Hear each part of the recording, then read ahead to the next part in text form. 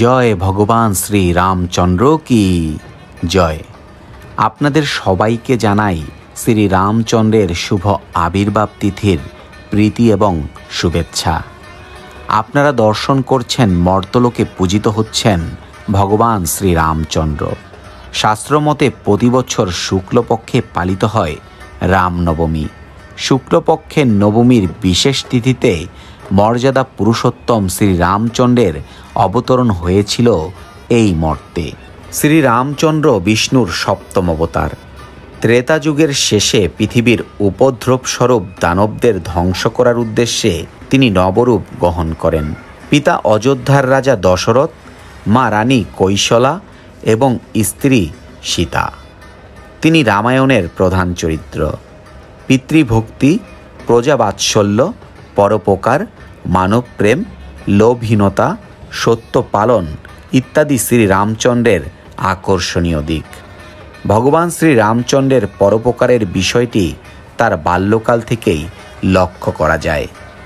তপবনে একসময় মুনি ঋষিরা দানবদের অত্যাচারে যজ্ঞ করতে পারছিলেন না।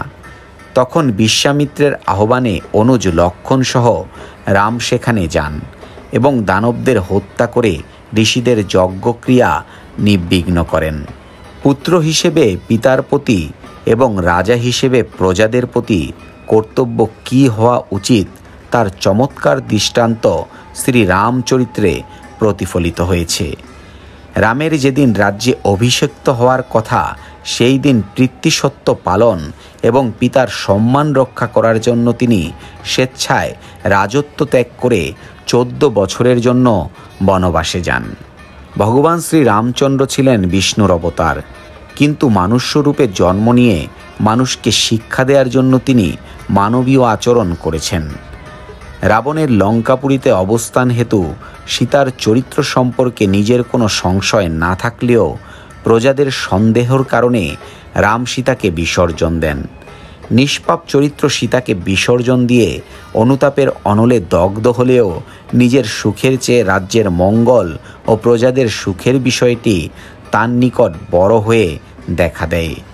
যে বিমাতার ষড়যন্ত্রে অভিষেকের দিন শ্রী রামচন্দ্রকে বনবাসে যেতে হয়েছিল, সেই কৈকেয়ীকেও তিনি নিজের মায়ের মতোই শ্রদ্ধা করতেন।